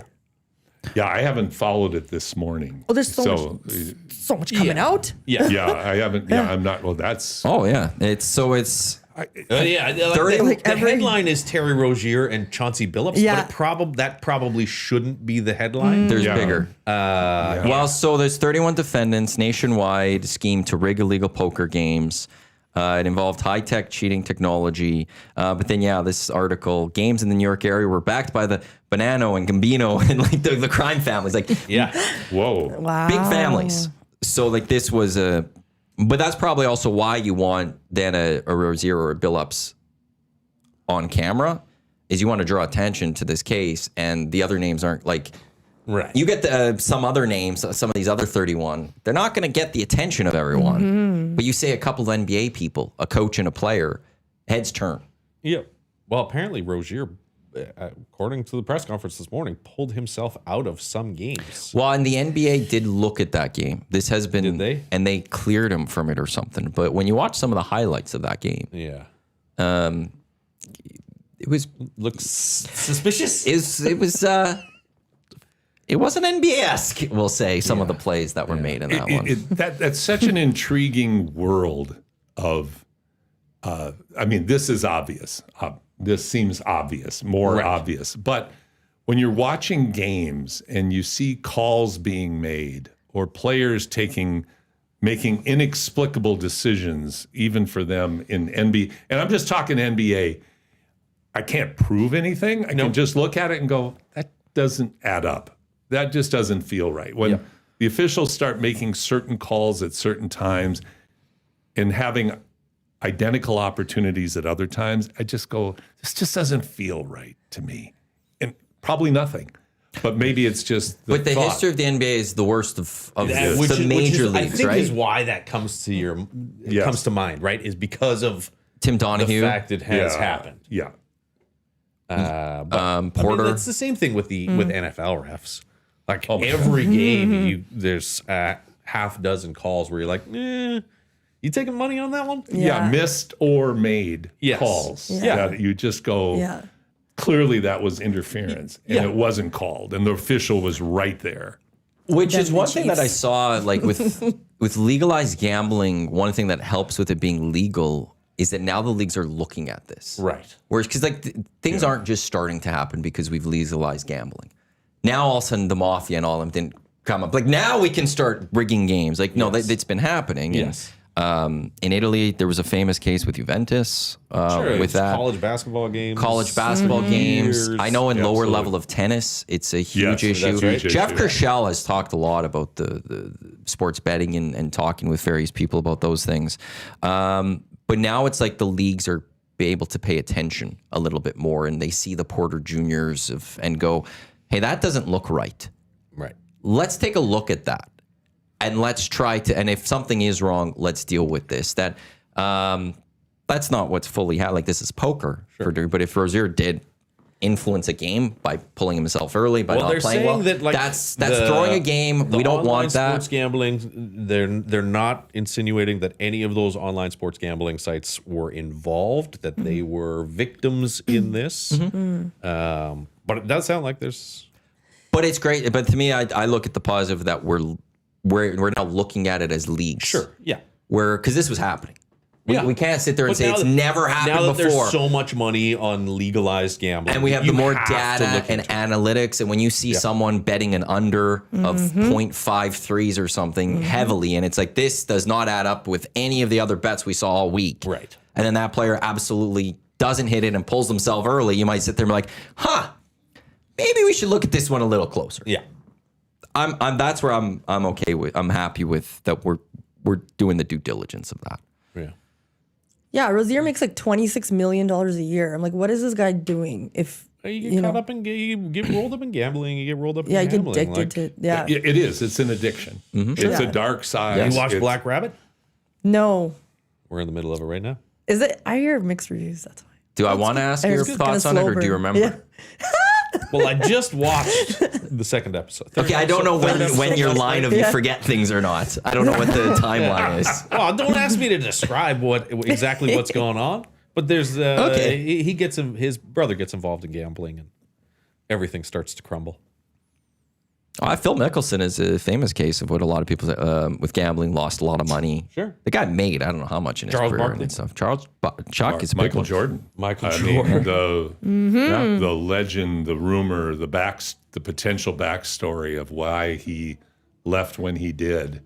I mean, all of that we don't know, but Right. we do know he was just Degenerate gambler. Degenerate gambler. Absolutely, that's a great word. He was. Well, He was. It's still probably to a degree is with you hear about these golf games and things like that. Yeah. Trying to throw big money out there and stuff. So Do you think athletes in leagues, so let's just say like NHL should be allowed to gamble on the NBA or the NFL, like to other leagues? Because I don't think they're allowed to gamble at all, correct? yeah, I can't remember. I think it's different but some say that you shouldn't gamble at all. Wasn't that? Yeah, that was the thing with Otani. partly, which was his agent was betting on other leagues too. I don't have a problem with it. Me neither. I don't have a problem betting on your own league to a degree, as long as it's not a game you're participating in. Yeah, that can be it. Or for you to win. But I understand that now you're creating a little bit of so you want to create that buffer. So take the league out of it. That's where I'm good. Yeah, that's fine. But like I actually There's enough friends and buddies on different teams within the league that Like impact that too. yeah. Yeah. So maybe not the whole league, but you should be allowed to. That's bet fair. on the Yeah, league. there'd be some insider trading on information. Hey, that- is so and so totally. actually gonna play? Totally. tonight? Someone has the Yeah, flu. but I don't. That I Yeah. don't. So they can get some extra info that everyone else doesn't have. It doesn't hurt anyone else. They're just finding a way to beat the books. That's wrong. I don't have sympathy for the books to a degree in some of those cases. If you can find extra info, you want to find that extra info. So As long as become it's a not, problem. as long as it's not, then like, don't hey, know. I've got this bet. Right. I need, do me a favor. If you get to hear this player is a little sick tonight. Why do most people bet on sports though? To increase the entertainment value. Is it of to increase the game, the I think. entertainment value, or is it to try and make money? I think it depends on who you ask. Yeah, exactly. Like Because some, I've never gambled on sports ever. Okay. I don't have a Play Alberta account. I don't. well, there's people that make like penny bets. Like if you bet $2 to win $10, I'm sure that's like, oh my God, I won $10. Sure. But then there's people that are putting down $500 to win Right. $2,000. I think there's a difference there. Right. Yeah. But because if it's for money, then if you're a professional athlete, why do you need to? I don't think then it's because of money always. You at think that it's point. just for that them one's, to get more entertainment out Yeah. of that might go more to addiction. Yeah, I think so. I think that, and it could be you're making bad investments too. I mean, because a lot of these guys make a lot of money. Sure. Like Patrick Ewing said, I have to make a lot of money because I spend a lot of money. Yeah, I mean, one of the things, I always love that quote. We have to get paid a lot of money because we spend a lot of money. It's like, oh, thanks, Patrick. Yeah. But the slippery slope of gambling is interesting. There's so many pluses in terms of fan engagement, people getting involved that would never be involved in sports, taking an interest, whether it's fantasy football or just flat out betting. And then there's the dark side. 100%. Right. You know, so balancing that out is always the issue. And you get some of these guys like Chauncey Billups. I mean, what a venerated career the man's had. He's the head coach Yes. of an up and coming franchise. And now that's all gone. That's ruined. Yes. His career is ruined. His reputation is ruined. Forget about his career and his reputation. Like He's never gonna play in the NBA never- or coach in the NBA. he's again. done. Yeah, he's done. He's done. His life is life has completely changed. Yeah. changed. It's over in the way that it was. And what a shame. What a waste of a legacy that should be celebrated. Hall of Fame, potentially Hall of Fame guy. Not anymore. It's to me where I go to addiction for some of those higher ends. Like, why does Floyd Mayweather make some of the bets that he makes? To me, I feel like that's Is just now. Floyd Mayweather a big gambler? Oh my God, yeah. He'll drop million. million-dollar bets Yeah. and stuff. And that to me is you're not at that point. You're just trying to scratch an itch there. I think scratching the itch is the thing. And I think when you look at a Michael Jordan, I mean, this is a guy who everybody who knows Michael Jordan that I've ever spoken with Yeah. just said, the most outrageous competitor that you've ever So could it's a encounter. competition thing. I think so. It's also an part of it. adrenaline rush too. Yeah. Like if you have $1 million on something, imagine watching a game with the fact that you threw $1 million on it. Like Well, that I would rush guess that if get. you have $1 million to bet on that game, Yeah. it's most still of the It's time. just like you have so much but money. it's you're still like, a eh. lot. So there's, I Yeah. guess, maybe part of it, there's the competition of it. I want to be right. Right. And also, like, I've threw $1 million on this. I get it, like, and they get to be able to swing their dick around and be like, I threw $1 million bet. Yeah. right. What about like, for example, I know like when Drake bets, he'll always advertise Stake, which is a gambling site. Like they have to get paid, obviously, to advertise too. Not all of them. Not all of them, but in this instance, when it's actually like, oh, I'm betting on Stake and It's you're screenshotting, like, paid ad. like you're gonna make something out of this too. He's probably not betting. And I'm the wrong guy to ask about anything related to Drake. A, I could not name a Drake song, and B, he's the most annoying fan I've ever seen on the please. sideline at the Raptors game. Where do you stand Their on Spike ambassador. Lee for all these years? Oh, I love Spike. Yeah, he was always good. He was always good. I don't know what it is about Drake. He just rubs me the wrong way. I don't know. Maybe it's because I don't relate to his music. I hear a song and I go, Oh, I love Drake. what the heck is that's what you guys are excited about? Like, that's it? I'm with you. Not a Drake guy. Not a Drake guy. Rapping wise, fan wise, He has such great lyrics, though. or all of it. You read his lyric. Who does? Drake. Nobody Drake has great Nobody's lyrics. like Drake. good lyrics. Drake's great Does because he? of his lyrics. Yeah, if you like No read. one says that. Drake is now a poet. Yeah, I think he's a poet. Yeah. Yes. Yeah, me too. I love your reaction, just I know. laughing at that. The rapper in the room just no. No. Can't drink No. in the can't drink all day if you don't start in the morning. Okay, so the new Taylor Swift album. I'm not. I'm a anti-Swift. Yeah, I know. But I was like, okay, well, You listened? yeah, well, because This basic well, like, mid chicks who something can't even like- dance doesn't make any sense to me. It's Yeah. just regular pop music. It's a little too like. There's no nuance to it, right? Mm-hmm. There's no. I don't Why get the does hype. she need? I agree with you, but she doesn't need to because she's on the surfboard of the tidal wave of popularity. Sure. Where she can feed you anything, Yes. and you'll Right. and That's why. her Swifties will buy it. Yes. And I just think that whole fame thing, whether it's Kardashian or Taylor Swift, where it gets that massive, and people start buy mailing it in. Yeah, they're just What? Here. Why worry about it? Here's some more. Gets skimpier costumes, get a little dirtier with your lyrics. Yeah. People get all excited, fired up, say, "I'm that great," and they'll buy the stuff. Yeah. Go to the concerts, buy the stuff. Sure. I mean, I used to put a lot of effort into my weather graphics, but now I'm like, whatever. I don't have to anymore. See these little clouds. I'm just coasting. There's a cloud. Yeah, Just there's- coasting now. It's It's riding on reputation. Mailing it in the weather room. Maybe it'll rain. Maybe it won't. Yeah, we'll see. Who knows? We'll see. 50-50. Yeah. Yeah, there's some clouds over there on Might. radar. Might. Better pay attention. There's no clouds on radar, Paul. There aren't? Only precipitation. Clouds on satellites. Oh, God almighty. I did. Thank you for that, Josh. This is great. Yeah, it's an education. That's great. This is why I'm here. I know. You just give. I did actually have a weather question for you. Oh, good. There is because it's Halloween. There is hate a Halloween. I love hate Halloween. Why do you hate Halloween? Do you like Halloween, Paul? I love Halloween. Okay, I'm all Why right. do you I'll just stop. Josh, this. you Well, really just should go why do you golfing hate today. Halloween? Like, what's the I just essence didn't. of? I hate it. Do you hate the It's like a costumes? Do you hate dumb- the giving out it's the- treats? It's Do you the give? worst like holiday? Haunted houses? No. Have you gone? Yeah, Yeah, they're so much fun. Well, one of them is. they're not fun. Yeah. It's lame. I love it. I go to The every dressing, Love it. Love it. It's fine for when you have little kids. It's fun. Hey, we'll go wander around. Watch next Friday's kids are fun. Hangout. Yeah, watch next Friday's Hangout. I'm very happy with my I am costume. so disappointed. I forgot to take it off this year. I didn't realize it was on a weekday. Because it's going to be Halloweeny at the studio. Oh, do you always take it off I try to, yeah. so you don't have to dress up and go on the show? Well, they don't make me dress up. Oh, that's nice. Yeah, they know I'm anti-costume. But Go We as a have to Nick. start a campaign of why does Josh get exempted from dressing up at Halloween? Start sending it to No, management. listen. The news is very serious business, Paul. We can't be playing around with costumes, okay? Only on the morning show, fine. Not at the 5 and 6 o'clock news. That is serious. From what I know Serious. of that building, is that weather is the one that could get away with it sometimes. Well, yeah, can.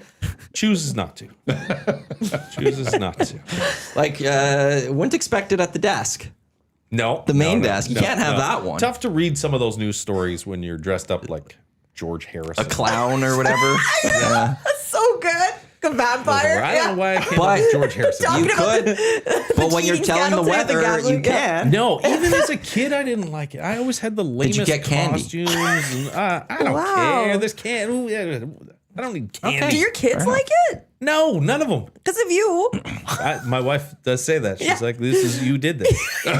She probably wants You did them to be this." They've excited. heard Yeah. for so many years that Halloween sucks that now they think Halloween sucks too, and they love horror movies and stuff. And so yeah. I was like, why don't you guys go to, like, I can get you tickets to Dark at Fort Edmonton Park or Edmonton. They're like, no, kind of lame. You've ruined it for us, Dad. I mean, Yes, yeah. Just lame. Can I give a review on Dark Edmonton? I'm going there tonight. We're doing the weather live at 5 and 6 o'clock on CTV News. I'll be down Okay. there. I'll be Josh down will there not be with- dressed up, but he will with be some there. zombies. I will not be dressed up. Not interested. But there will be people dressed up there.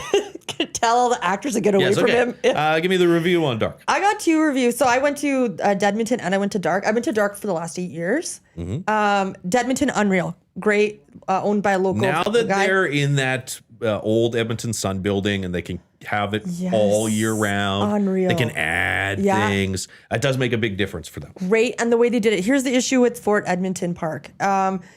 This is the worst one I've been to. The reason is I think that they upped the attendance or something, and now you can't get scared when you're in the haunted house. You're literally a snake line. So the poor actors don't know when to jump up and stuff because there's people right behind you, people in front of you, so you don't have that. It's like 6 of you or whatever little group. You do not have that experience. And then I saw this also on Reddit that people were saying the same thing I did. That won't happen for me. I will not be in lines of people. It's Thursday today, so maybe it'll be good, and it's nice. Like what I'm saying. Yeah. It is beautiful out. What was your weather question, though? My weather question is, okay, Before you we do guys... that, portions of this hour of the Hangout brought to you by High Product Marketing, official merch partner of EST. Promotional products that bring them out. Check them out, highproductmarketing.com. pumpkin shortage. Get your pumpkins because there was like a drought. I think we get our pumpkins from Ontario. There's a pumpkin shortage? Yeah. There's like a million pumpkins I was just at the grocery store the other day. I'm like, wow, there's a lot of pumpkins. I would have surprised at thought how they'd be cheap they were. sold out. Actually. Yeah. It was like $5.99 for a massive pumpkin. I was agree. like, that seems very My low. wife said the same. She's like, I can't believe how cheap pumpkins are this year. But we don't have any because they're going to go bad. If you buy them now, you got to. Yeah, I know. They're going to go bad. Yeah. Yeah, but it was $5.99. I'm like, And the kids don't want to carve them because they hate Yeah, Halloween. but you don't need to so carve them. You just need to open them up, take the guts out, and roast them, and eat those pumpkins. You know what? We That's got matters. like 4 kids at our new house last year. So I don't know that we're going to do anything for Halloween this year. Like you're not going to serve candy? Oh, we'll have some Thank candy. God. But At least you do that. We're the full chocolate bar house. Yeah. And the last 2 houses, we would get like 100, 150 kids. Wow. Last year, I had to eat 130 some giant chocolate bar. I'm sure there's still some in the deep freeze. If you ever are in need year. of pawning off some chocolate bars, my office is open for you, Josh. All right. Keep that in mind. I'm buying less this year. I love chocolates. I love buying candy. less I love it this all. year. I love like children's costumes. Sorry, I don't know anything about the pumpkin shortage? Well, there you go. shortage. Because of a drought. And... I do want to get back to the NBA Yeah, sure. because we have gone. Like this whole thing started at the NBA. This entire Art, conversation. Iowa, veered off Vegas. track. So, what are we looking at for an NBA title this year? Do you think? Is it okay? Who could stop OKC? I guess is a big question. Denver. Denver. Yeah, I thought The Knicks is what he's I think pointing at. I don't think the Knicks personally. I don't see it with the Knicks.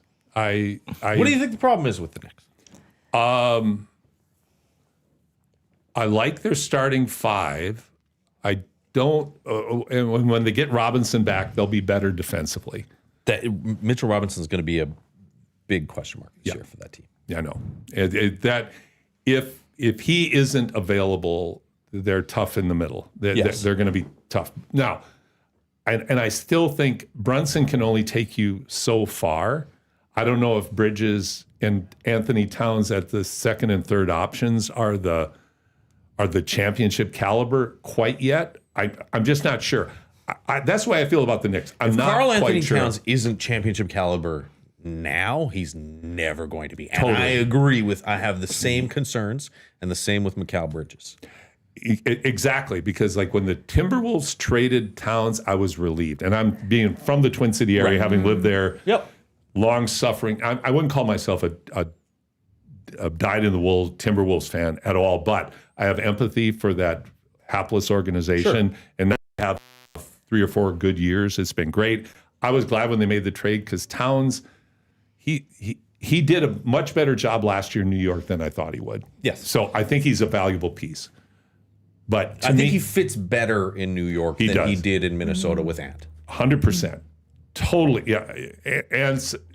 a different deal, Right. and he was not the right fit Yep. for Towns. But Denver, they're better with their depth now, getting Brown back, the trade they made, getting rid of Porter. I think they're better. And Jokic is just at his peak. He's unreal. He's special. And with a injury-riddled, weak team, they took OKC to 7. Right. On just strictly on Jokic's greatness. So they're the one team I think that has the best shot of dethroning OKC. Not the Warriors. No, not the Warriors. Don't tell my son that. Love the Warriors. Love Steph Curry. Yeah. Jimmy Butler's a Revolutionized the game. good add-on to the Warriors. Jimmy Buckets, he's a good add-on love to the Jimmy Buckets. He did 31 play last great night. with them last year. He did. He turned that team around a little bit. He did. They He need did. Kuminga to be. And Kuminga, if he is as special as he's capable of being, that could turn the tide a bit. But again, their bigs aren't very good. Nope. And Curry's 37. He's at that era where injuries always seem to creep in. No, I agree with you. I don't think the Warriors. I think the Warriors are being oversold. They're the hot team, the hot pick in the West right now. Yeah. It should be the Lakers. I don't. See, I'm really curious to see when LeBron comes back. I was waiting for that. by the Yeah, way. me So- too. Yeah, me too. Yeah. I loved Luka last night. Last night was very cool for an opening night. Watching Wemby play was really like watching Space Jam. It was unbelievable. It was like, okay, that's the deal. Yeah. Like that was ridiculous last night against Dallas. Yep. 40, 15, and 0. 40 points, 15 rebounds, rebounds. 0 turnovers. Not unreal. Yeah. Sorry. And it was a special 40. The fadeaways, the dunks inside. His buying in now to being 7'5" and not 6'5" and having to shoot threes. Because last year I think it was like 48% of his shot attempts were threes. really? Yeah. And now this year in preseason it was down into the 20s, high 20s, low 30s. So Do you think that's just him growing into his body, lots of feeling it a is little more comfortable? He's not- 100%. Yeah. 100 and growing. Like no one at 7'5" should be able to move like that, though. It's It's a whole ridiculous. new deal. It's a whole new deal. No, I agree. That's that's why I looked at it and go, this is Yeah. a new era. Right. Dirk kind of started it, like with his bizarre shot making and taking them to a championship. Yeah. And now Wemby adds athleticism and 6 more inches onto it. I mean, Derek Lively is 7 feet tall and he looked like a little kid against Wemby. Right. So the Cooper Flag thing was cool. Luka it? going off last night was great. You didn't like what you saw last night? I didn't really see too much, but I know No. he had a terrible first half, right? Oh yeah, he He got 10 points after yeah. that slow start, but it's game one. It's game one out of it. He'll be fine. Now, putting him at point guard, people have been falling all over themselves saying this is great. No, it's not great. He shouldn't be the point guard. Right. You know, he shouldn't put a rookie 18-year-old kid in at 6'8" Yeah. in at point guard Yeah. and expect him to be great. He had 0 assists last night and he was a point guard. Like he's put into a difficult situation. I think he's going to be a really good player. But I just and Luka had a wonderful game. Yeah. I love Luka, old man basketball. I just love that. Jokic, they're like two guys you'd see at the YMCA on the weekend. You know, they're It's not true. over athletic. Yeah. But well, they just Luka's a little Luka's slimmed. looking a he little look- more athletic. He looks Slimmed. great. He looks great. He's in his PO mode. Like he's pissed off Yep. to a degree. As he should be. Yeah. He But he should. got thrown away by the Mavericks He did. and it shocked everyone. Yeah. But he seems like also just a very loyal guy that like he sticking with the Lakers. Yeah. Signed a little bit of an extension. And then we'll see what it seems very evident that the Lakers are actually moving on from LeBron to a degree, which is weird. Like you never thought a team like they didn't move on from Kobe. Right. They And they let Kobe. should've. They absolutely. But there's also loyalty. This is like we can't let Kobe play for someone else type thing, or and so and things got bad at the end. But we're going down with Kobe type thing. They're not making that mistake. And look, LeBron is a lot better than Kobe was at the end, and Kobe had the Achilles and all that. Right. LeBron still can play, Yes. but knowing that this isn't the future, we're not building around LeBron. And if LeBron wants to be part of this, he We can. have our future But if now. LeBron Yeah, wants we're to gonna walk build away, around like we're not desperate to keep LeBron. If LeBron walks, that's cool. Right. We'll find someone else to play with Luka. If you want to stick around, these are our terms type thing. Give me the case for why you think the Lakers could contend in the West. In the like through the playoffs, the big case would be the of Luka and LeBron. And if those two can go, like Luka carried the Mavs Yep. with a carry to an NBA finals. To an NBA finals. Yep. LeBron is still capable of putting up 30, 40 points in a game. That would be the case. Now, that doesn't talk about defense. That doesn't talk about a few other things. You know, the fact that they don't have a big. Or that the rest of the brought West Ayton. is strong, stacked. 100%. So Stacked. I'm not sold that they'll go take the West. Yep. If they want to, they'll have to move. And they don't have, I think their 2029 first is still there. They need to, at the very least, get a big. Like Ayton had a rough first game with them. He's one of those guys that you just come in and you go, all that ability, but no heart. I see, and we saw him in Phoenix. Yeah. Yeah. And he looked like it was his first or second year, and he looked.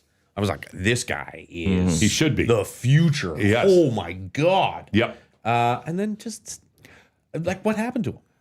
Some guys got it and some guys don't in terms of what's in here. You think that's what it is? I do, because you have to bring it every night. Yeah. In terms, like when you watch the greats play, even though they may not oftentimes look like they're giving it their all. Yeah, like Jokic. Sometimes it looks like he's cruising. He's not cruising. He's just playing at his pace. Right. But he's in the moment. I don't think Ayton is one of those guys that plays in the moment. I think he's conditional. His skill set's weird. Like he doesn't have that special go-to move that he constantly goes to. And you just don't know what you're going to get from him night after night in terms of both effort and in terms of skill. And it's amazing that he's bounced around as much as he has and hasn't figured that out.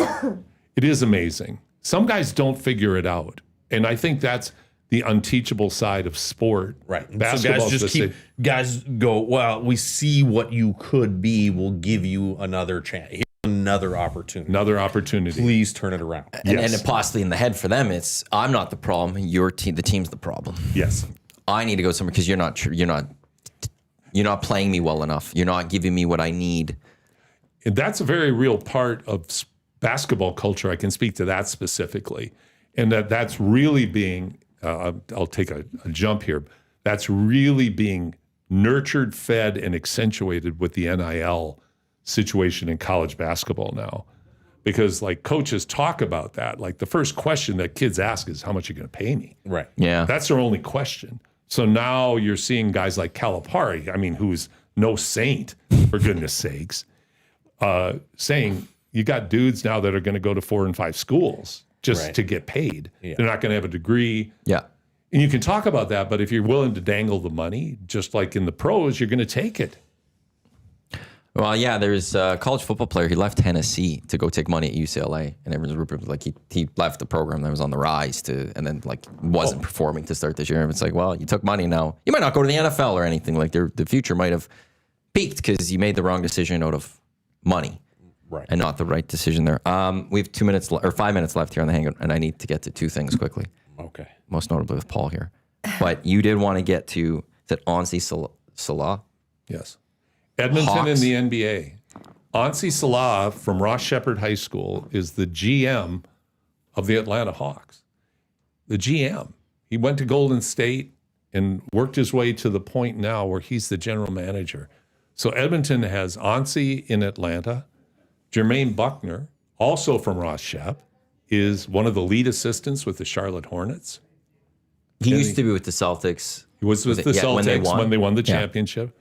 And you've got, as we mentioned early on, Matt Callio as an NBA official. So Edmonton punching above its weight. Punching above its weight once again. It all comes back. Yeah. It's cool to know that there's an Edmontonian that's GM. running a GM of an NBA team. Absolutely. And the Hawks Very have high quietly, expectations, although the Raptors, my gosh, they look like world beaters last night. They really played well, and Atlanta has higher expectations this year. But game one, There's only 81 more to go. We'll find out over time. But I was encouraged by what I saw with the Raptors last night. I thought, you know what, this team could be better than I thought they might be. I thought they were an odd fit of similar talents. Yeah. But last night, they were willing to share the ball, and they've got some high-octane guys. Mm-hmm. It's going to be interesting. Mm-hmm. Canada's team. Yes. Finally, 3x3. Yes. What's coming up? What's going on with 3x3? Well, 3x3, I keep saying this. I wonder if and when it's going to have its pickleball moment where it connects. Yeah. And it hasn't yet. Everybody who plays it loves it. We're working through the association, my not-for-profit association that we started to get it into schools. We're going to have a junior, if they come back. We're going to have a junior high tournament. We're going to have a senior high tournament. We're talking with the Alberta Schools Athletic Association to make it a school sport, interscholastic school sport. We're talking about events in downtown Edmonton to get the approach that I'm taking with it is we tried to make it like on one big focal point event, our summer event, as a way of preaching the gospel. But now we're taking it more from the ground up and trying to get more kids, more young people exposed to it, more adults. There's going to be a league with the Edmonton Basketball Association, the Adult League. Calgary Senior Men's is going to run a league. We're working on a tournament with the ACAC and youth sports, a postseason 3x3 tournament, trying to plant mustard seeds. And then hopefully we just finished a 3-year agreement running our event, the only one of its kind in North America.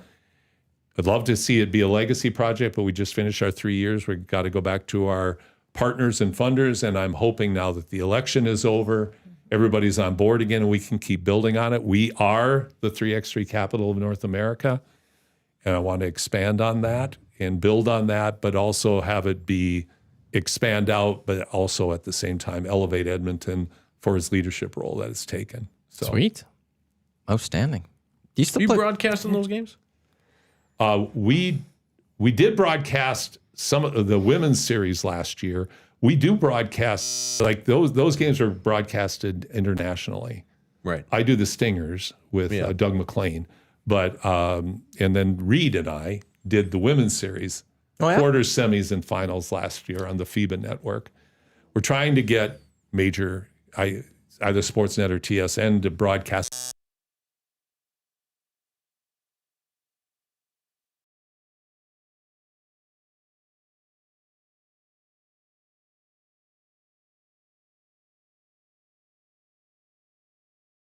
Amen Thompson, before he made the NBA, he didn't go to college. He played the G League.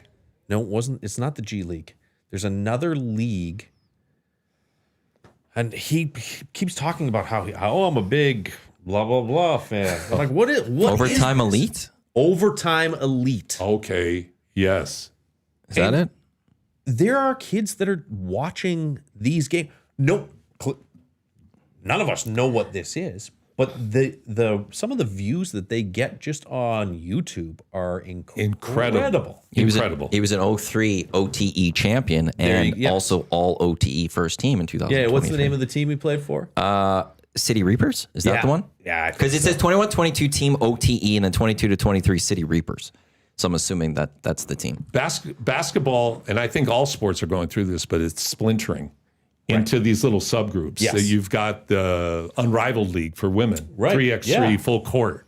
You've got all these splintering groups coming up looking for their niche, and they get viewership. And if they connect with people, particularly... And you don't need to you don't need millions of views. No.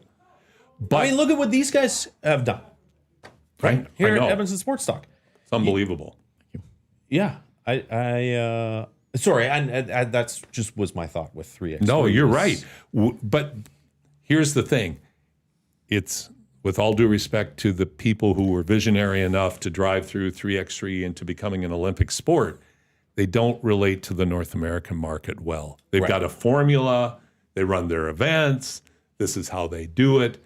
But that doesn't connect here. Yeah. The Unrivaled League, you have to have the North American sizzle hype and give people a compelling reason to turn it on and say, that's cool. Yeah. You can't just watch a bunch of guys out there playing 3x3. It has to have more sizzle than that. Yeah. So that has to be addressed. It hasn't taken root in North America as of yet at that level. But hey, we're leading.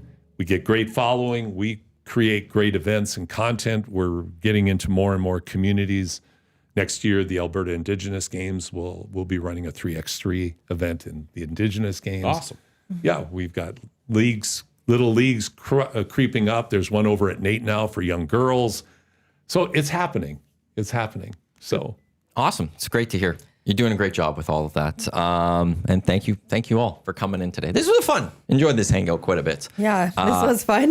We've got the lock shop Yeah. coming up next. We've got Two Guys and a Goalie, EST Afternoons, Reed Wilkins Show, GCLD's Oilstream pre and post game shows tonight, as well as Turf District on our audio streams. You can watch Josh Classen, CTV Chief Meteorologist, 5 and 6. You At are dark. on location I'll be in tonight. dark at Fort Edmonton Park. Pulsar, thank you again for coming in. This is, we talked art, we talked everything. Yeah, Thank you to it's everyone unreal. for tuning into the EST Hangout presented by Sentinel Storage right here in Edmonton Sports Talk. Your clear choice for Edmonton Sports on behalf of Paul, Josh, Jasmine, I'm Matt. Thanks for tuning into the Hangout. Lock shop in a few minutes. Don't go anywhere. Let's go. There you go, right in front of the camera. First time guest, long time listener, fan of the original draft commissioner. Welcome to the EST Hangout presented by White Claw Hard Seltzer. The difference is clear. Matt Iwanyk, Tom Zola with here. Joining us today,